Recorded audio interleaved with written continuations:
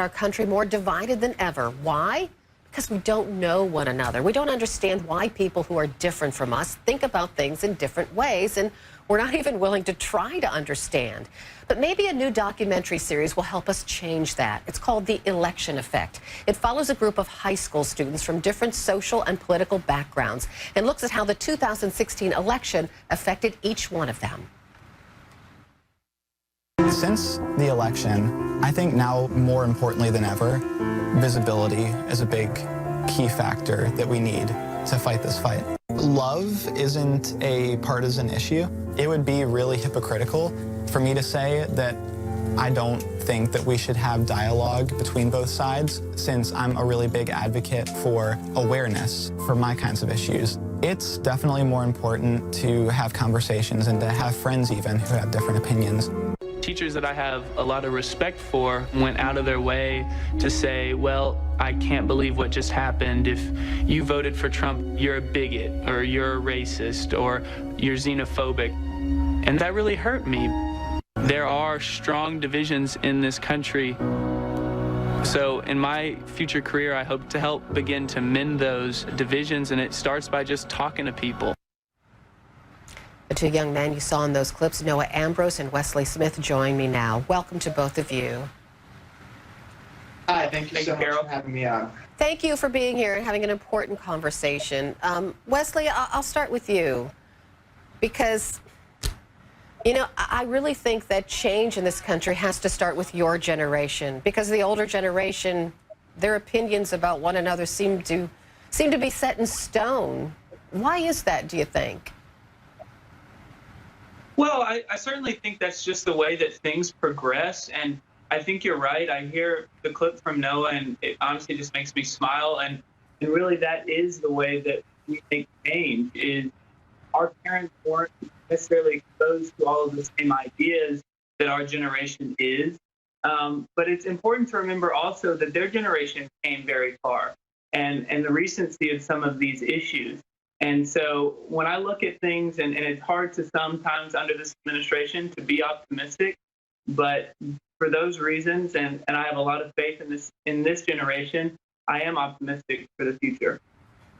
So Noah, I'll ask you the same question. Do you think that it's possible for anyone over the age of 35 to actually sit down and change their minds about what they think about another American not like them?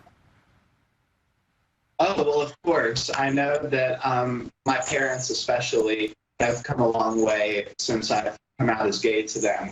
When I first came out to them, they were very unaccepting at the time of not only gay issues, but also transgender issues and even issues affecting other minority groups. But since I have came out to them and since I've started advocating for these groups, they have really changed their mind on a lot of these issues as well. So I'll ask you the question, you know, the reason these documentaries are being made is because of Mr. Trump being elected president of the United States and how it's changed many Americans. So I'll ask you, Wesley, how Mr. Trump's election, or how Mr. Trump being elected president has affected you and your views. Sure. Well, the election of Mr. Trump has been interesting from the beginning for me.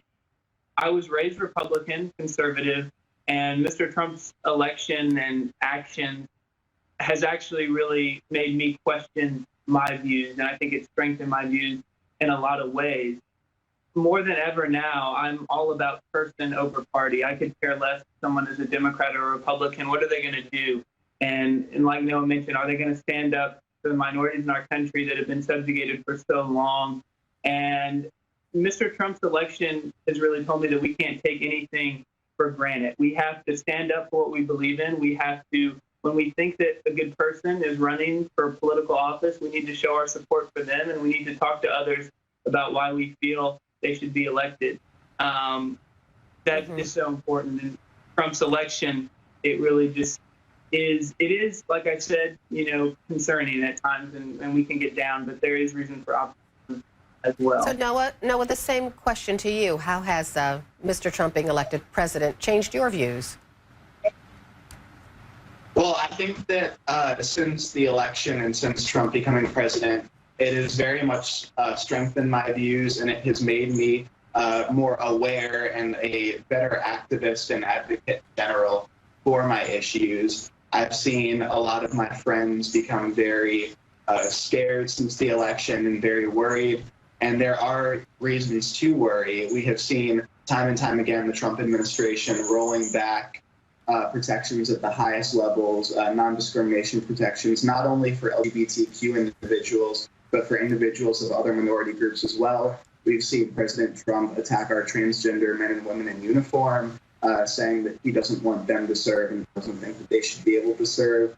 And as the son of somebody who is in the military, I find it very concerning because I know that my mother, who is over in Iraq right now, would much more be concerned with just President Trump's policies than a transgender person serving alongside her. Well, my final question, since you're on opposite sides of the political spectrum, if you two met, would you be able to have a great conversation, and could you be friends, Wesley? Oh, I think absolutely. And I think that Noah and I are probably closer politically than the outside perception might think. I think if we sat down and actually had a conversation, we'd be very close on a lot of these things. In fact, most of my friends are, hold liberal views. And that is something that I think more people need to reach out. It's not always easy to have those other views. But I would just like to add to Noah's point, the president, there is no bigger platform in the world than the presidency of the United States. And I wish that President Trump would use that more often to unite the country rather than to divide it, especially with his base. He preys on them with with his rhetoric. He would use that more often to unite, because I think if Noah and I sat down, we would be more like different.